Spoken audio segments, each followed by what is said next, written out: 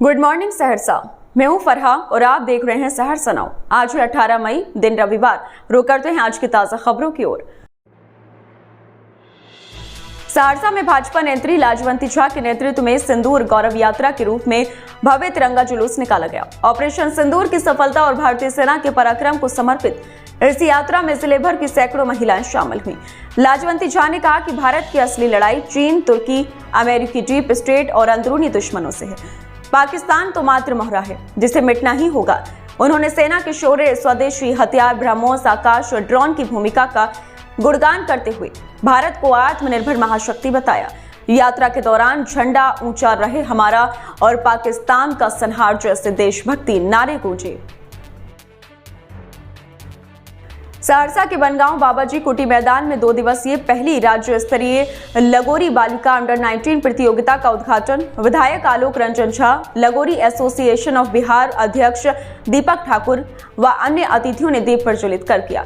बिहार के 12 जिलों की टीमें भाग ले रही हैं। उत्कृष्ट खिलाड़ी 5 से 7 जून 2025 को नासिक में होने वाली राष्ट्रीय चैंपियनशिप में राज्य का प्रतिनिधित्व करेंगे।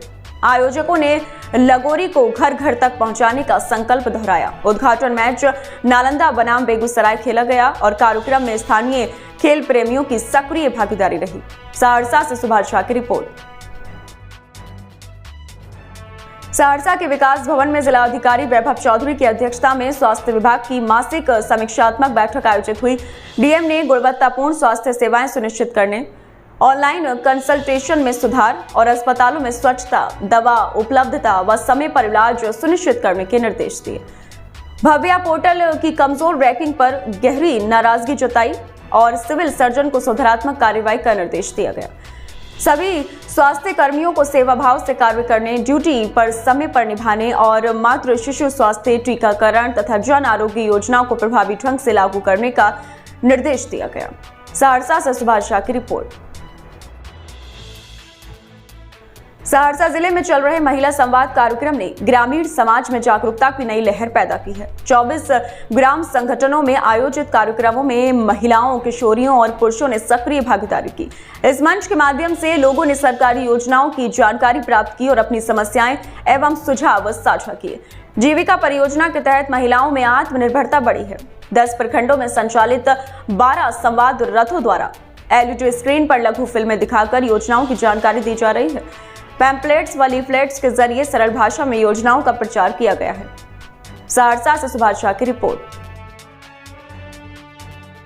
सहरसा जंक्शन से लंबी दूरी की ट्रेनों की संचालन को हटाने और वैशाली एक्सप्रेस के विस्तारीकरण के विरोध में NSUI और युवा कांग्रेस ने पूर्व राष्ट्रीय संयोजक मनीष कुमार के नेतृत्व में स्टेशन अधीक्षक को ज्ञापन सौंपा। उन्होंने सहरसा से चलने वाली कई ट्रेनों को अन्य स्टेशनों से संचालित किए जाने पर आपत्ति जताई। उन्होंने मांग की कि वैशाली एक्सप्रेस का संचालन सहरसा से ही हो, अन्यथा आमरण अनशन और आंदोलन की चेतावनी दी गई। कई छात्र नेता इस मौके पर उपस्थित रहे। सहरसा से सुभाष झा की रिपोर्ट। सहरसा में कोशी प्रमंडलीय आयुक्त राजेश कुमार की अध्यक्षता में वीडियो कॉन्फ्रेंसिंग के माध्यम से जिला स्तरीय निगरानी समिति की बैठक आयोजित की गई। बैठक में पुलिस थानों और ओपी में सीसीटीवी कैमरों की अधिष्ठापन व निगरानी संबंधी सुप्रीम कोर्ट के आदेशों के अनुपालन की समीक्षा की गई। साथ ही अभियान बसेरा 2 के तहत पात्र व्यक्तियों को वास योग्य भूमि उपलब्ध कराने पर जोर दिया गया। बैठक में अपर समाहर्ता निशांत, SDO प्रदीप कुमार झा सहित अन्य अधिकारी उपस्थित थे। सहरसा से सुभाष झा की रिपोर्ट। सेमरी बख्तियारपुर के मध्य विद्यालय मोहनपुर के 4 प्रतिभावान खिलाड़ियों स्मृति कुमारी, बिंदु कुमारी, माही कुमारी और श्रवण कुमार का चयन 31वीं सब जूनियर नेशनल नेटबॉल चैंपियनशिप 2025 के लिए हुआ है। वे सहरसा जिले का प्रतिनिधित्व करेंगे। सचिव राजकिशोर गुप्ता के मार्गदर्शन और संयोजक सजीव कुमार चौधरी द्वारा 2000 रुपए प्रोत्साहन राशि की सराहना हुई। प्रधानाध्यापक राघव कुमार सिंह ने शुभकामनाएं दी। सेमरी बख्तियारपुर से चंदन पासवान की रिपोर्ट। सहरसा जिले के महिषी प्रखंड के तेलहर गांव में कांग्रेस द्वारा ब्राह्मण समाज की भूमिका और जिम्मेवारी विषय पर जनसंवाद विचार गोष्ठी आयोजित की गई।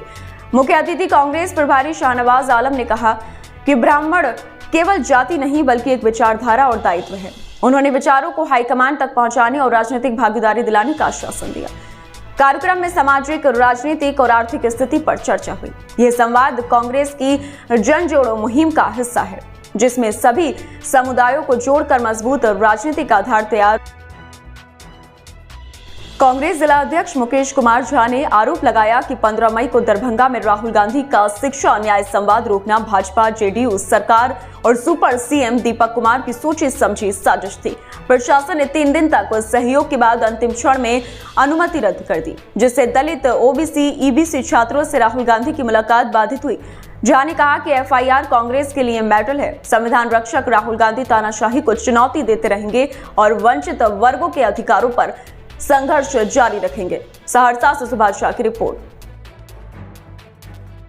सहरसा नाव की खबर का असर दिखा। डिगा चौक से कचरा, कड़ैया, सोन, वर्षा राज व चौरंडा गांव होते मधेपुरा तक जाने वाली प्रधानमंत्री ग्राम सड़क योजना की मुख्य सड़क महीनों से अधूरी पड़ी थी, जिससे वाहन चालकों व राहगीरों को भारी कठिनाई हो रही थी। चैनल ने इसे प्रमुखता से उठाया, जिसके बाद गुरुवार को काम दोबारा शुरू हो गया। शुरू होते ही जर्जर रास्ते से परेशान लोगों ने राहत महसूस की। इस सड़क निर्माण का विधिवत शुभारंभ मधेपुरा लोकसभा सांसद दिनेश चंद्र यादव ने किया था और अब परियोजना के पूर्ण होने की उम्मीद बढ़ गई है। सौर बाजार से मिथिलेश कुमार की रिपोर्ट। सौर बाजार प्रखंड कार्यालय परिसर स्थित सभा भवन में शुक्रवार को 20 सूत्री की बैठक 20 सूत्री अध्यक्ष सुमित कुमार उर्फ बिट्टू की अध्यक्षता में हुई। इसमें निर्णय लिया गया कि सरकार की सभी कल्याणकारी योजनाओं को धरातल पर 100% लागू किया जाए, ताकि जनता को पूरा लाभ मिल सके। प्रखंड विकास पदाधिकारी वीरेंद्र कुमार ने बताया कि अनुसूचित जाति जनजाति के लिए विशेष विकास शिविर, महिला संवाद और आपका शहर आपकी बात जैसे कार्यक्रम चलाए जा रहे हैं। बैठक में कई अधिकारी उपस्थित थे, जबकि अनुपस्थित अधिकारियों से स्पष्टीकरण मांगा जाएगा। सौर बाजार से मिथिलेश कुमार की रिपोर्ट।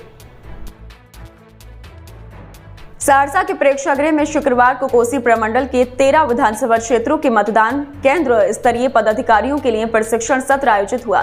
जिलाधिकारी सह जिला निर्वाचन पदाधिकारी वैभव चौधरी ने बीएलओ की भूमिका पर प्रकाश डालते हुए कहा कि मतदाता सूची में नाम जोड़ने, हटाने व सुधार का कार्य बीएलओ की जिम्मेदारी है, ताकि कोई भी मतदाता मताधिकार से वंचित न हो। प्रशिक्षण में form 6, 7, 8 house to house survey, EVM, VVPAT की जानकारी, रोल प्ले, मूल्यांकन और फीडबैक शामिल रहे। कई निर्वाचन पदाधिकारी और अधिकारी उपस्थित थे। सहरसा से सुभाष शाह की रिपोर्ट। सहरसा के महावीर मंदिर प्रांगण में शुक्रवार को सर्व समाज ने 1001 दीप जलाकर भारतीय सेना के शौर्य को सलाम किया। यह आयोजन युवा समाज सेवी रोशन मिश्रा के नेतृत्व में हुआ, जिसमें सेना के पराक्रम और ऑपरेशन सिंदूर की सफलता पर गर्व व्यक्त किया गया। कार्यक्रम में रोटी बैंक, ब्राह्मण महासभा, बजरंग दल समेत कई संगठनों और सैकड़ों युवाओं ने भाग लिया। भारत माता की जय के नारों से वातावरण गूंज उठा और रंगोली व प्रसाद वितरण ने आयोजन को विशेष बना दिया। सहरसा से सुभाष शाह की रिपोर्ट। सहरसा जिले के सेमरी बख्तियारपुर प्रखंड के तरियामा पंचायत वार्ड नंबर 13 में गुरुवार रात 9 बजे तेज हवा और हल्की बारिश के दौरान अचानक वज्रपात हुआ। बिजली का तार पास के पेड़ पर गिरा, जिससे उसमें आग लग गई और चिंगारी निकलने लगी। घटना मोबिन खान के घर के पास छोटी मस्जिद के समीप हुई। मौके पर सैकड़ों ग्रामीण पहुंचे। सौभाग्यवश कोई हताहत नहीं हुआ और न ही किसी प्रकार की जान माल की क्षति हुई है। सेमरी बख्तियारपुर से चंदन पासवान की रिपोर्ट। सहरसा जिले के सेमरी बख्तियारपुर के तुर्की गांव में शुक्रवार दोपहर 2 गुटों के बीच वर्चस्व को लेकर हवाई फायरिंग हुई, जिसमें 35 वर्षीय फुलदाय कुमारी मामूली रूप से घायल हो गईं। वे घर के दरवाजे पर गोबर बीन रही थी, तभी एक गोली उनके पैर को छूती हुई निकल गई। परिजनों ने उन्हें अनुमंडली अस्पताल में भर्ती कराया, जहां उनकी हालत खतरे से बाहर है। घटना यादव और कोयरी समुदाय के पुराने जमीन विवाद से जुड़ी है। पुलिस ने मामले की जांच शुरू कर दी है और गांव में तनावपूर्ण स्थिति बनी हुई है। सेमरी बख्तियारपुर से चंदन पासवान की रिपोर्ट। अभी के लिए इतना ही। सहरसा की तमाम खबरों के साथ बने रहने के लिए देखते रहिए सहरसा नाउ। और अगर आप YouTube के माध्यम से देख रहे हैं तो चैनल को सब्सक्राइब करना और Facebook के माध्यम से देख रहे हैं तो फॉलो करना ना भूलें। धन्यवाद।